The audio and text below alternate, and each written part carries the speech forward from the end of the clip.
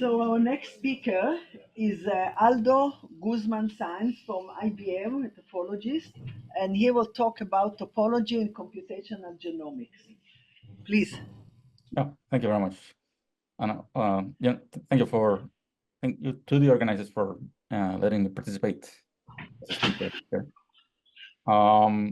So let me tell you a little bit about applications of topology and geometry in a setting we call computational genomics, which has to do with studying properties, usually genetics, or now it's becoming more about multiple types of data. So not just genomics, but also generally called omics. But still, properties that relate to those kinds of processes. And these analyses have applied successfully, we could say, tools from algebraic topology, which are the ones I'll be, for the most part, focusing on today. And I think they've been mentioned already in other talks, such as persistent homology. But first, let me give you perhaps a little bit more of I guess, a history kind of recap, and not very comprehensive, just like a few cherry-picked examples of how mathematics has been used in about biology, in a biology or in ecology kind of contexts. So, for instance, I guess one of the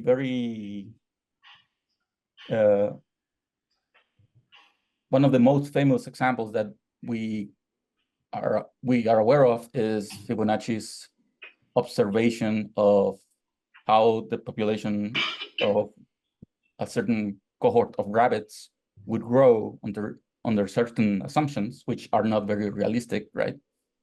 And here, perhaps it's important to mention that it's not like Fibonacci was the first person to observe this kind of pattern. These kinds of patterns had reportedly been observed as early as 200 BC in India. So here I'm just using Fibonacci because, I mean, we are perhaps more familiar with his name, but it's not like it's the absolute earliest application or development of a model in this setting. So, of course, this eventually can be followed to studies of growth and decline of population of organisms. And so we eventually, for instance, in society, we have this demographic information, right, about mortality rates and that kind of thing. And for instance, in 1760, Daniel Bernoulli, he actually ran a study where he was trying to determine what the life expectancy of people would be after inoculation against smallpox.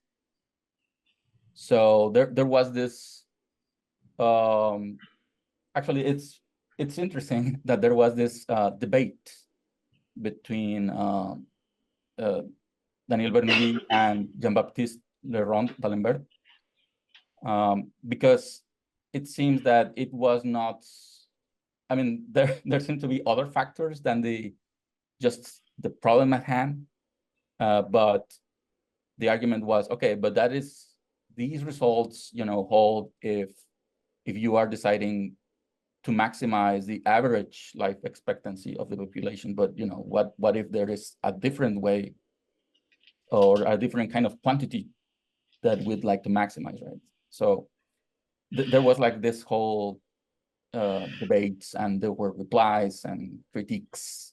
So it's very, very interesting, actually, to see how even though the model, I mean, the model is just the model, right?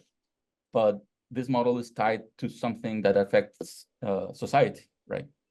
And so there is this context in which mathematics is situated, right? Okay, and then after a while, there was another individual, Gregor Mendel, who by performing experiments on different plants, he came to a certain set of findings that allowed him to kind of formulate several laws, or what people eventually would call laws, of how information is passed across generations from parents to children.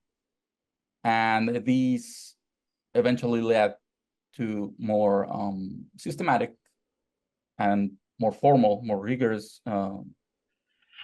settings to study these the evolution of species or populations through time, right?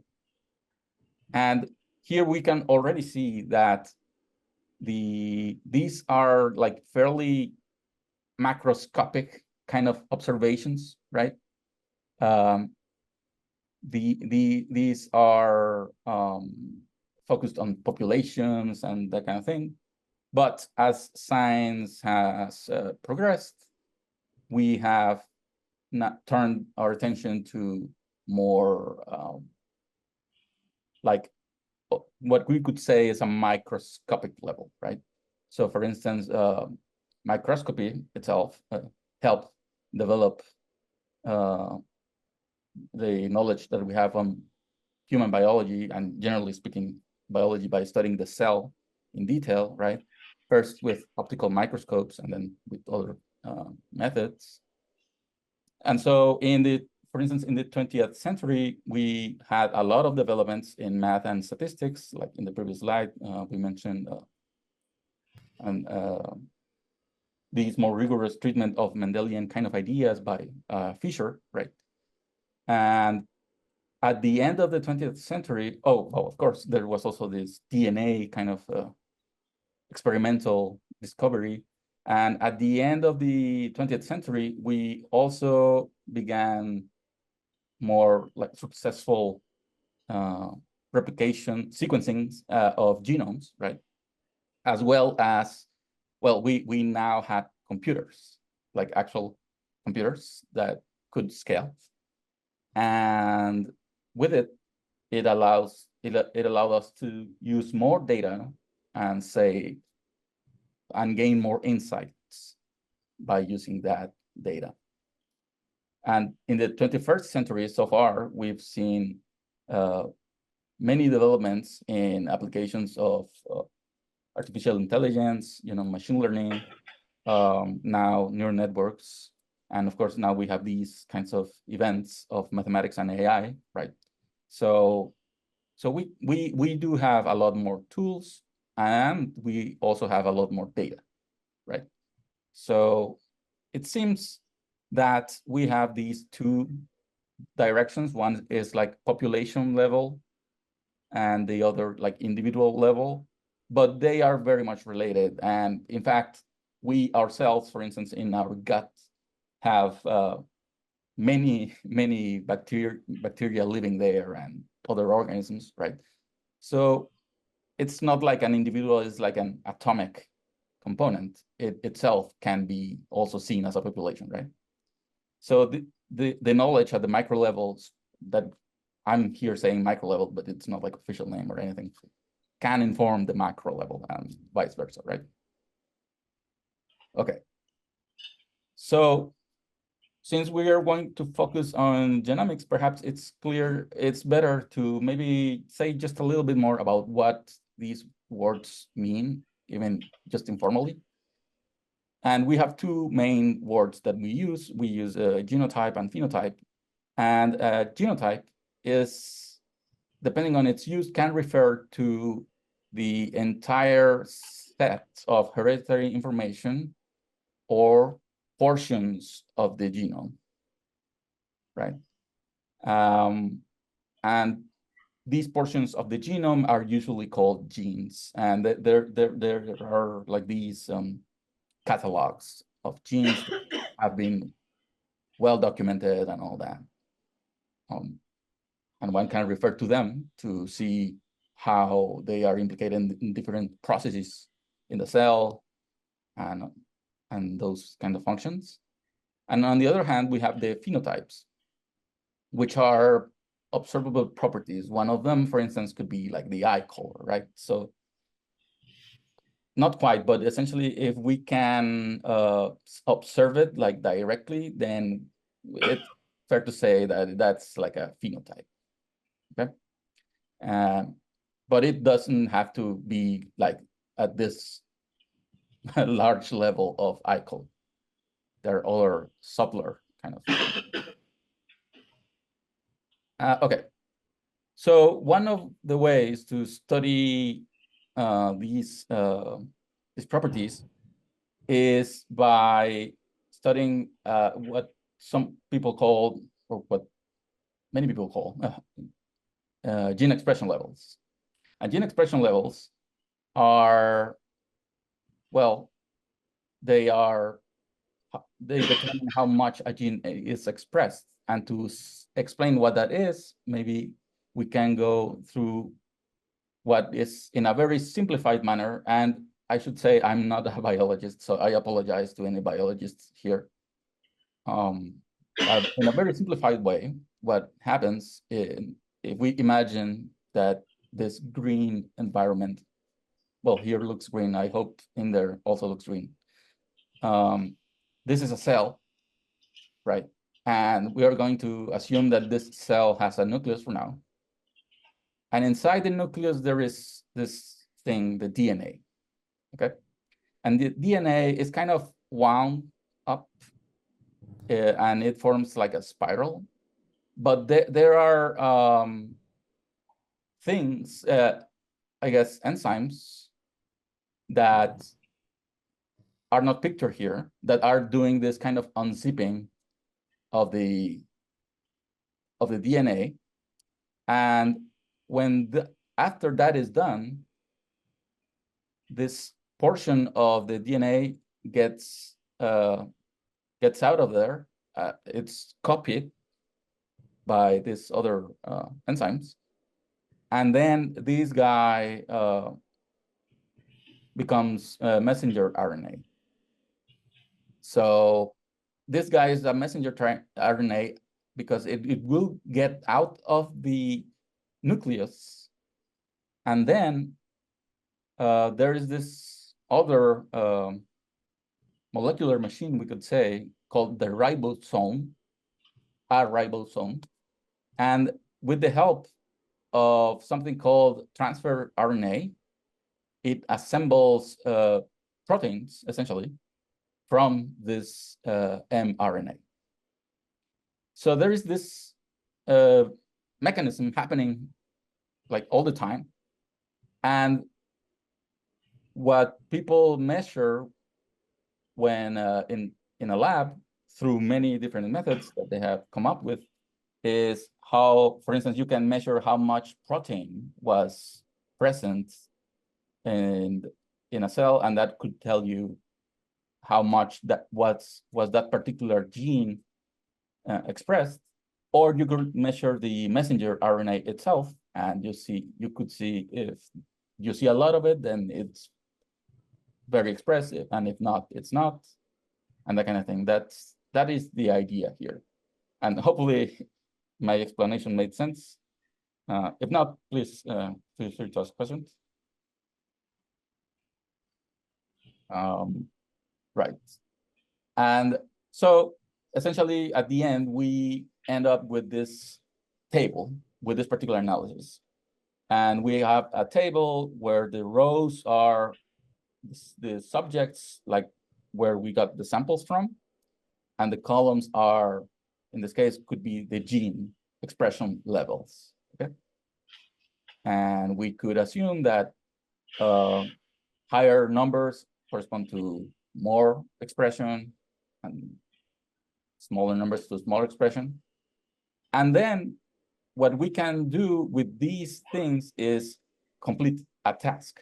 So for instance, we could complete the task of predicting a certain phenotype from just looking at the gene expression levels, okay? So in one of the problems that we have worked on, this was Parkinson's disease.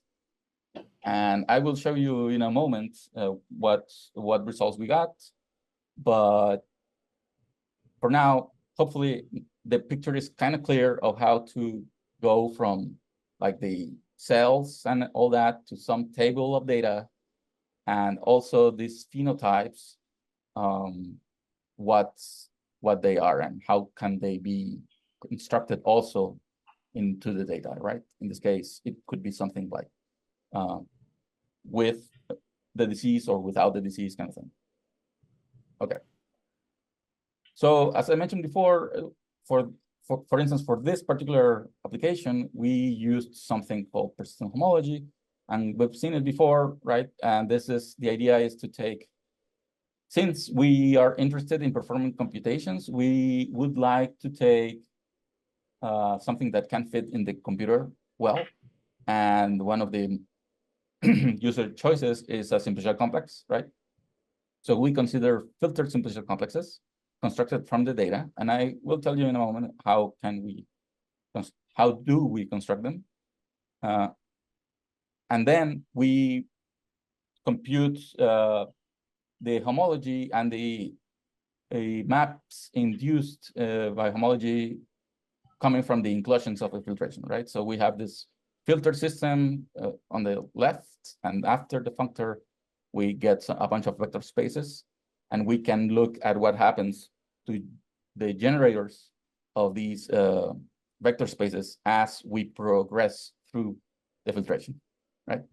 And just, I mean, maybe already is already very familiar with this, but just in case you haven't ever seen like an animation of this, here's like a small animation we have, and I'll let it play like a couple of times. And here you can see that on the left, we have this kind of disks appearing around each one of these points.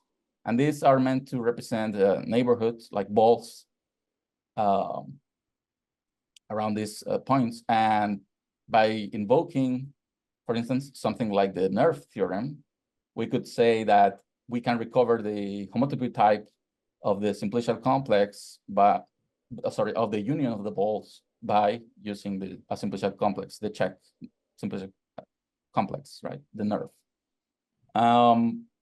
In practice, we don't often use the check complex. We do use Viator-Rips complex, which is essentially a complex that you can build from a graph associated to this point cloud. And on the right here, we have what is called barcodes. And these barcodes are essentially telling you how many generators your homology has at certain point in time. It's a slightly more nuanced than that, but in here, we can just observe that these three holes that we have that persist for a long time can be seen as these three bars in this barcode, right? Okay. Right. So as I mentioned before, we have an application. One of them was a Parkinson's disease kind of study. And we had a particular number of samples with PD and another smaller number of unaffected samples, okay? And so the idea was that after we have this matrix with this table of data points, we would like to somehow establish some topological signature for a patient. And not only that, because that by itself could be useful, but also we would like for this to be used in a machine learning kind of setting. So we would like to have training data, observe properties from the training data, and then apply what we learned from that to previously unseen data. Okay, and the the idea then was to measure different ways to measure the interaction between variables in our data sets. For instance, we could study a correlation between genes, which would be the columns here, or something similar, and we can select what is most insightful for us, right? And so what this would give us, assuming we can turn that into a metric or something that behaves kind of like a metric, then we can use this construction for persistent homology by then modulating each one of these points in our new point cloud by the actual value that it had at that particular entry per sample. So what I mean is, by using the data, we have constructed, like the entire training data, we have constructed a single point cloud. But then with that point cloud, we enrich it by associating to each one of its vertices a weight, and that weight, a single sample for can give rise at a different weighted point cloud, right? So, and then we can use these weighted constructions of the Vitor-Gibbs complex, and then that in practice just turns out to be some change in the thresholds for adding synthesis to our complex. And okay, and so with this, we have now like completed what we need to get persistent homology information. And so the next step we took in this application was to use persistent landscapes, because they already are like vector spaces, right? So we can perform like many operations on them, and they will behave well.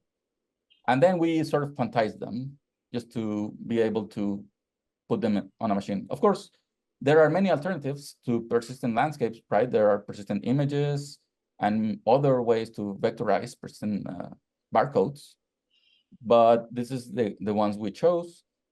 And the one of the reasons why we chose this was because we wanted to see if we could exploit spatial coherence in this representation. And one way that we thought of doing that was with convolutional neural networks, right? Because convolutional neural networks can essentially look at these kinds of outputs and think of them as images and say, oh, I'm observing that the samples with PD have this certain characteristic, and the samples without perhaps don't have it, or have this other characteristic, right? And so, like the summary is this: we start with the training data, then we construct this matrix, which is our kind of quote unquote metric space. And then per sample, we construct this weighted Vitor-Gibbs complex. And then from those, we get these either barcodes or landscapes or anything. And then we get something that can be fed into the machine. And then first we train it. But then when we get unseen data, we play this game again, and then we predict.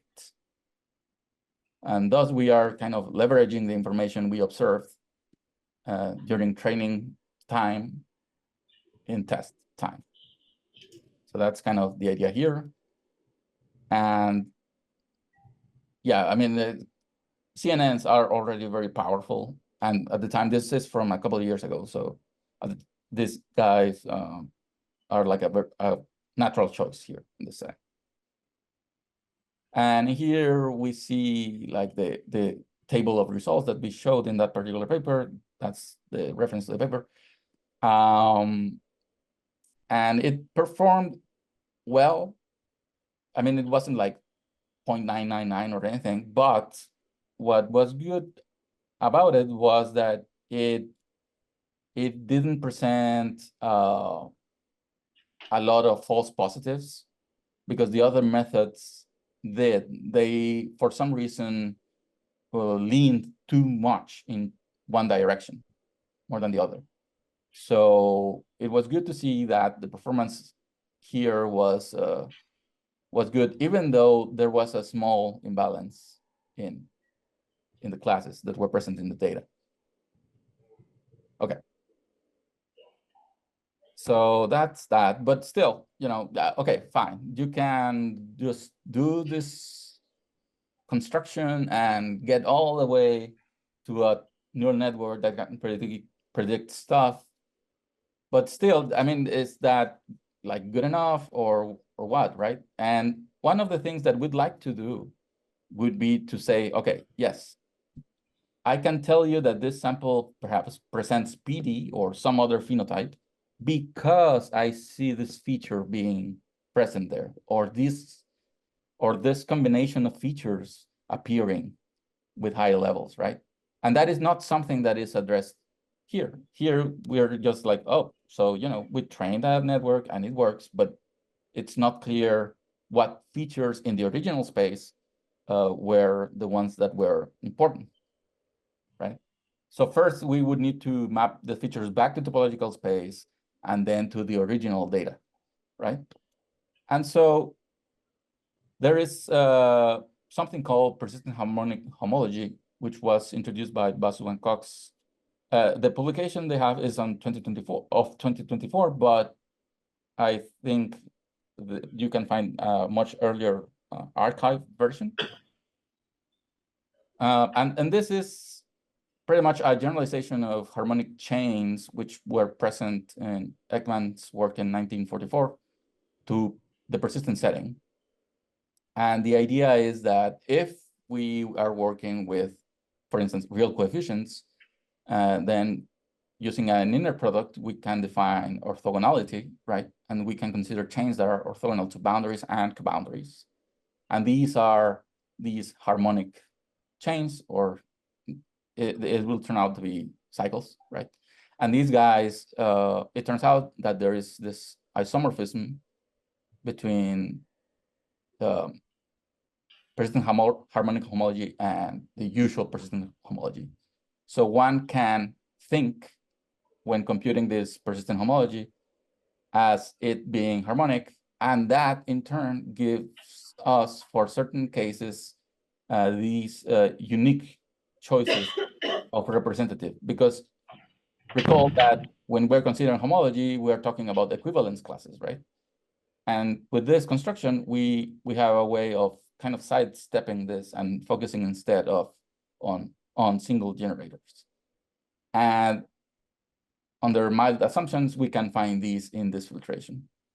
And here is like a drawing I took from the paper, and it highlights kind of what is happening at each step and the way we would construct this barcode and all that. So here, the idea now is, okay, so we have previously established this machinery to, from data, construct this mathematical gadget, and then turn this gadget into something that can be fed into a machine, and then use that for machine learning, right? Or AI or something.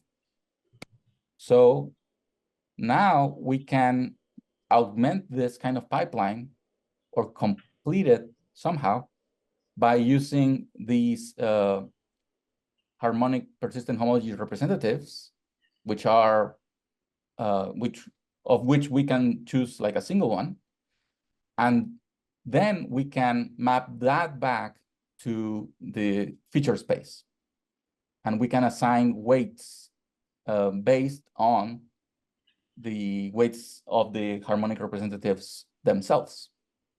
So for instance, we could say something like, oh, okay, so this guy looks thicker than this guy. So this simplex is perhaps somehow more relevant than this guy, even though they are both simplices appearing as in the representative for this bar, right? And then we can propagate this to lower orders, for instance.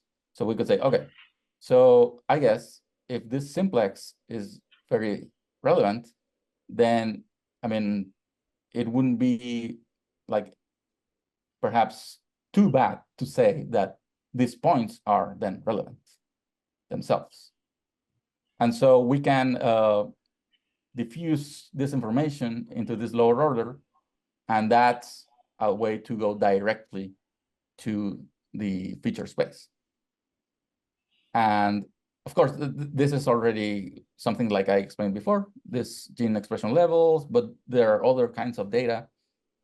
And then the issue is how we apply this to different problems, right? So in this recent paper and that we have, where we have an implementation of this harmonic persistent homology computation, which Davide Gurnari was the one that did most of the work there. He implemented this, and we can now get these actual like numbers and get like actual results on actual data. So let me tell you a little bit about those now. And so, for instance, we worked with something called the TCGA, which is a data set of different types of cancers. And for instance, we see that for lung cancer, it turns out that there are different types of lung cancer and subtypes of lung cancer. And for instance, when we look at them with like traditional tools like PCA and that kind of thing, they unsupervised, they don't separate it very well. Although when we turn to supervised learning, we do get better performance. We are indeed able to sort of figure out what subtypes each sample is from. Here we can see these F1 scores and its accuracy. But then by performing this procedure that I mentioned of the harmonic weights, then we can scale each feature by their harmonic weights. And what we observed was that after performing this weight scaling and again training the machine on this data, we get better performance that we would have gotten with just the like straight up features. And not only that, but also the features that were observed to be more significant, meaning with higher harmonic weight, quote unquote, were genes that are known or have been associated with lung cancer in the literature. So this served as a sort of a confirmation that indeed this thing is somehow, the shape of the data is such that these genes are important to distinguishing between these subtypes of cancer. And yeah.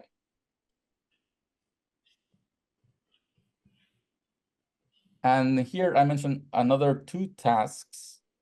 The first one is breast cancer subtyping, but in an unsupervised manner.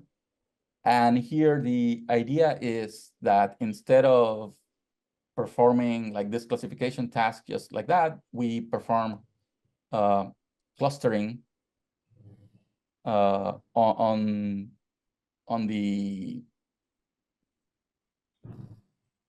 the data, and then we I said it wrong. We perform this PCA first, and then we construct the Dietrich complex on that, and then we use this to get the barcode, and then we get the bars that are more significant, and then we perform the clustering on that on the data processed through this scaling of harmonic weights. I think I said it right, but still, the point is that we observed that the different clusters had like this sort of coherent behavior. Here, what we see in this data, in this matrix, I'm not sure if it's like legible, but these are the actual harmonic weights of each one of the samples. So this can inform this unsupervised clustering. In this case, I believe it was single linkage. And additionally, we have another application to chronic lymphocytic leukemia.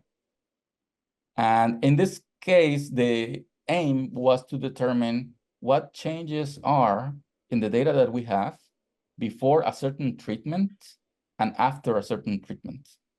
So here on the right, in this image, we here see that this is what we observe in patients before treating them with a drug called venetoclax, which inhibits a certain gene. And the data here, I believe, was RNA-seq data. And then we played this harmonic persistent homology game on them. And then we took the genes that had non-trivial harmonic weights and fed those into a database that can tell you, given a set of genes, what kind of pathways they form part of, kind of thing. And this is what we can then get from that. And we observe that genes in the apoptosis and self-differentiation stages on the left side, in the pre-treatment cohort, were enriched, meaning that those were like they were highlighted by this. And then on the right, we observed enrichment for BCR and MAPK signaling. So here, what we are saying essentially is that, well, first, there are not a lot of data points for these studies. These kinds of the studies across time are challenging because of the amounts of data that we have. And this can help sort of deal with or work around those issues. But also we can use, in combination with ideas like the above, to discover kind of new kind of patterns that appear in an unsupervised manner, right? Okay. So that's that application. And so, yeah, so what will be coming up in the future, right? So right now it's a safe bet, right, that we will have more data in the future, even more data. I mean, we already have like a lot. And now these analyses, for instance, have been the sample level is still like with bunches of cells, but now there's already data sets using what is called single cell sequencing. And these guys now produce like enormous amounts of information for a single cell. Now, I mean, I forget the number, but I think we have like a lot of cells. So imagine those kinds of numbers, right? And of course, on the other side, we do have now more advanced methods from mathematics and statistics, and we are working on developing more of them all the time, right? That's why I guess that's where these conferences come in, right? And so, you know, the more advanced mathematics, statistics, and AI and ML methods can only help deal with this enormous amounts of data and gain insights about these biological processes, and hopefully help move everything forward, I guess. And so that's what I wanted to leave you with. This talk was more about CDA because that's a lot what I worked on, but hopefully you can see that there's like a bigger picture, right? Like connecting all these tools together to get these results and gain insights into structures in this biological setting. So I think that would be all from me right now. Thanks. I have a few questions.